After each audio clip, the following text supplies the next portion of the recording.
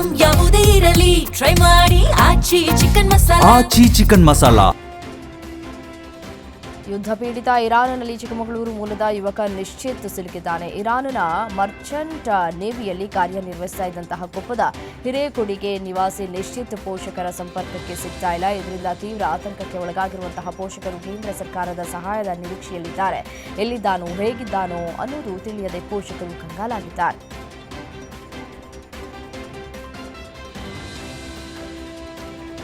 Iran Israel ಯುದ್ಧದಿಂದ ದುಬೈನಲ್ಲಿ ಸಿಲುಕಿದ್ದ ಕನ್ನಡಿಗರು ತಾಯ್ನಾಡಿಗೆ ವಾಪಸ್ಸಾಗಿದ್ದಾರೆ. ವಿದ್ಯಾಭ್ಯಾಸ, ಪ್ರವಾಸ ಇನ್ನಿತರ ಕಾರಣಗಳಿಗೆ ದುಬೈಗೆ ಹೋಗಿದ್ದಂತಹ 200ಕ್ಕೂ ಹೆಚ್ಚು ಮಂದಿ ದೇವನಹಳ್ಳಿ ಏರ್ಪೋರ್ಟ್ಗೆ ಬಂದಿಳಿದಿದ್ದಾರೆ. ಯುದ್ಧ ಭೂಮಿಯಲ್ಲಿ ಸಿಲುಕಿ ಪರದಾಡ್ತಾ ಇದ್ದವರು ತಾಯ್ನಾಡಿಗೆ ಮರಳುತ್ತಾ ಇದ್ದಂತೆ ನಿಂತು ಸಿಲುಕಿದ್ದಾರೆ.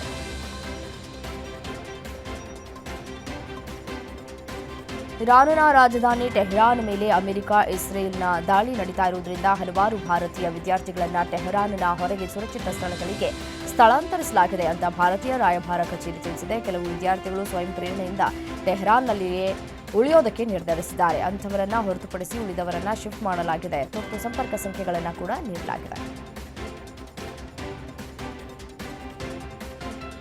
ಮಧ್ಯಪ್ರಾಚ್ಯದಲ್ಲಿ ಉದ್ವಿಗ್ನತೆ ಹೆಚ್ಚಾಗ್ತಾ ಇರುವಂತಹ ಹಿನ್ನೆಲೆಯಲ್ಲಿ ಪ್ರಧಾನಿ ನರೇಂದ್ರ ಮೋದಿ ಇಬ್ಬರು ಪ್ರಮುಖ ಗಲ್ಫ್ ನಾಯಕರೊಂದಿಗೆ ಮಾತನಾಡಿದ್ದಾರೆ. ಭಾರತೀಯ ಸಮುದಾಯದ ಭದ್ರತೆಯ ಬಗ್ಗೆ ಇಬ್ಬರು ನಾಯಕರೊಂದಿಗೆ ಚರ್ಚಿಸಿದ್ದಾರೆ. ಒಮಾನ್ ರಾಜ ಹೈಥಮ್ ಬಿನ್ ತಾರಿಕ್ ಕುವೈತ್ನ ಕ್ರೌನ್ ಪ್ರಿನ್ಸ್ ಅವರೊಂದಿಗೆ ಮಾತನಾಡಿದರು. ಇಬ್ಬರೊಂದಿಗಿನ ಮಾತುಕತೆಯ ಸಮಯದಲ್ಲಿ ಪ್ರಧಾನಿ ಮೋದಿ ಮಧ್ಯಪ್ರಾಚ್ಯದ ಪರಿಸ್ಥಿತಿಯ ಬಗ್ಗೆ ಕಳವಳವನ್ನು ವ್ಯಕ್ತಪಡಿಸಿದ್ದಾರೆ. ಯುಎಸ್ ಇಸ್ರೇಲ್ ಸೇನಾ ಪಡೆಯು ಇರಾನ್ ಮೇಲೆ ನಡೆಸಿರುವಂತಹ ದಾಳಿಗೆ ಪ್ರತಿಯಾಗಿ ಸೌದಿ ಅರೇಬಿಯಾದ ಮೇಲೆ ಇರಾನ್ ದಾಳಿ ನಡೆಸಿದೆ. ಇದರಿಂದ ಗಲ್ಫ್ ರಾಷ್ಟ್ರಗಳಲ್ಲಿನ ಉದ್ವಿಗ್ನತೆಯ ವಾತಾವರಣ ನಿರ್ಮಾಣವಾಗಿದ್ದು, ಈ ನಡುವೆ ನರೇಂದ್ರ ಮೋದಿ ಅವರು ಸೌದಿ ಕ್ರೌನ್ ಪ್ರಿನ್ಸ್ ಬಹ್ರೇನ್ ರಾಜ್ಯದೊಂದಿಗೆ ಮಾತುಕತೆ ನಡೆಸಿ ಇರಾನ್ ದಾಳಿಗೆ ಖಂಡನೆಯನ್ನು ವ್ಯಕ್ತಪಡಿಸಿದ್ದಾರೆ.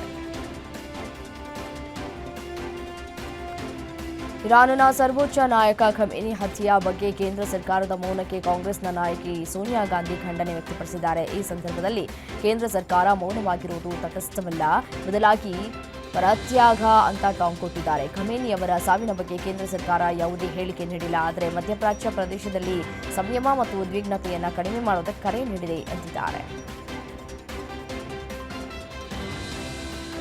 ಅಮೆರಿಕ ಇಸ್ರೇಲ್ ನಡೆಸಿದ ದಾಳಿಯಲ್ಲಿ ಇರಾನ್ ಸರ್ವೋಚ್ಚ ನಾಯಕ ಅಯತೊಲ್ಲಾ ಅಲಿ ಖಮೇನಿ ಸಾವಿಗೀಡಾಗಿದ್ದಾರೆ. ಒಂದು ರಾಷ್ಟ್ರದ ಮುಖ್ಯಸ್ಥರ ಹತ್ಯೆಯಾದರೂ ಪ್ರಧಾನಿ ನರೇಂದ್ರ ಮೋದಿ ಮೌನವಹಿಸಿದ್ದೇಕೆ? ಈ ಕುರಿತು ಅವರ ನಿಲುವೇನು ಅಂತ ವಿಪಕ್ಷ ನಾಯಕ ರಾಹುಲ್ ಗಾಂಧಿ ಪ್ರಶ್ನಿಸಿದ್ದಾರೆ.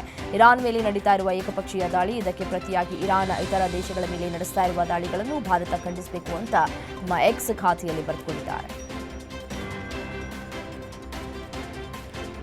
ಬಲಿಷ್ಠ ಆರ್ಥಿಕತೆ ಹೊಂದಿದ ಭಾರತ ಜಗತ್ತಿಗೆ ದಾರಿದೀಪವಾಗಿ ಹೊರಹೊಮ್ಮಿದೆ ಅಂತ ಪ್ರಧಾನಿ ಮೋದಿ ಬಣ್ಣಿಸಿದರು. ಬಜೆಟ್ ನಂತರದ ವೆಬಿನಾರ್ನಲ್ಲಿ ಮಾತನಾಡಿದಂತಹ ಅವರು ಉತ್ಪಾದನೆ, ಲಾಜಿಸ್ಟಿಕ್ ಮತ್ತು ಎಂಎಸ್ಎಂಇ ವಲಯ, ಸೂಕ್ಷ್ಮ, ಸಣ್ಣ ಮತ್ತು ಮಧ್ಯಮ ಉದ್ಯಮಗಳು ಭಾರತೀಯ ಆರ್ಥಿಕತೆಯ ಪ್ರಮುಖ ಆಧಾರ ಸ್ತಂಭಗಳಾಗಿವೆ.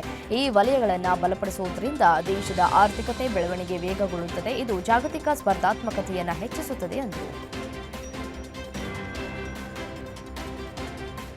ಇರಾನ್ ನಾಯಕ ಅಯತೊಲ್ಲಾ ಅಲಿ ಖಮೇನಿಯ ಸಾವಿನ ಬಗ್ಗೆ ಭಾರತದಲ್ಲಿ ನಡೀತಾ ಇರುವಂತಹ ಪ್ರತಿಭಟನೆಗಳ ಬಗ್ಗೆ ಮೌಲಾನಾ ಹಸನ್ ಅಲಿ ರಜನಿ ಪ್ರತಿಕ್ರಿಯೆ ಕೊಟ್ಟಿದ್ದಾರೆ.